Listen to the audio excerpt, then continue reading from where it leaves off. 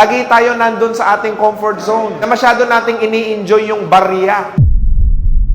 Ang swerte nga ninyo dahil may daan na kayo papunta sa tagumpay Kayo, meron na kayong oportunidad na po pwede kayong kumita ng malaki. Bakit hindi mo asamin na magtagumpay? Yung success na nakukuha nyo ngayon, barya yan. You know, probably the reason why maraming tao ang mediocre lang at maraming tao ang hindi nakakarating dun sa success level na gusto nilang marating, ask me why.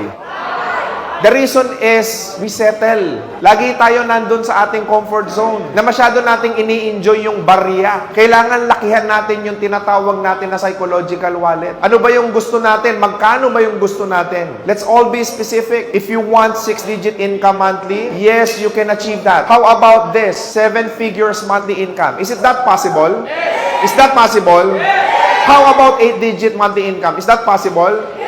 Maniwala kayo sa akin, walang dadapong biyaya ho sa inyo kapag patula-tulala ka dyan. Ang swerte nga ninyo dahil may daan na kayo papunta sa tagumpay Samantalang marami dyan sa labas, ang hanggang ngayon naghahanap kung paano ba talaga sila magtatagumpay sa buhay nila. Kayo, meron na kayong oportunidad na po pwede kayong kumita ng malaki. Bakit hindi pa natin lubos-lubusin? Bakit hindi mo pa asamin yumaman? Bakit hindi mo asamin na magtagumpay? Yung iba kasi masyadong naging komportable na Kumita lang ng 100,000, nakatsamba, nag-celebrate, nagyabang. Hindi ho pera yan. Ang tawag ho dyan, tsamba lang yan. Huwag mong ipagmalaki sa akin na malakas kang magbenta kasi mahina ka pa. Hindi mo pa nga nakukuha pangarap mo China-challenge ko kayo by 2024 kunin mo yan. Kasi kung ikaw ang tao ko, kumikita ka ng 100,000, mahina ka. Dapat minimum tayo 300, 400, 500, 1 million. Dapat by next year may nagmi-million na isang buwan. You know what differs between mediocre and successful people? Ask me what?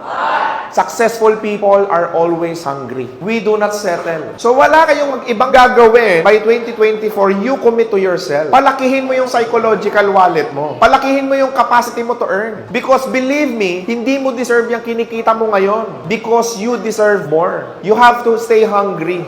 Yan ang goal natin by 2024. Gusto mo talagang yumaman, kunin mo yan. Gusto mo ng pangarap mong sasakyan, masaya ka na sa minamaneho mong sasakyan ngayon, hindi naman yan yung dream car mo. Masaya ka na sa tinitirhan mong bahay, hindi naman yan yung pinangarap mo. Kaya, pwede, posible, basta't aaksyonan at gagawin lang natin ang lahat. Now, before I end, kindly reflect to yourself, what is your result right now? Kung wala kang pera, hindi ka masaya sa income mo, ikaw ang gumawa niyan. Kasi may oportunidad na po pwedeng magbigay sa'yo ng malaking kitaan, hindi mo ginalingan, hindi mo hinusayan. Kung may oportunidad na aaksyonan mo na lang, gagalawan mo na lang. Ang mahirap kasi sa maraming tao, especially sa mga nagbebenta, ang daming dahilan. Hindi ho nauubos yan. At kung puro dahilan yung ilalagay mo sa buhay mo at gagawin mo sa buhay mo, hindi ka talaga aasenso, hindi ka talaga lalago. Now, I challenge you, yung resulta na nakukuha nyo ngayon, success na nakukuha nyo ngayon, barya yan. Huwag kayong papayag na babaryahin nyo yung buhay ninyo. Because each and every one of you, you deserve more.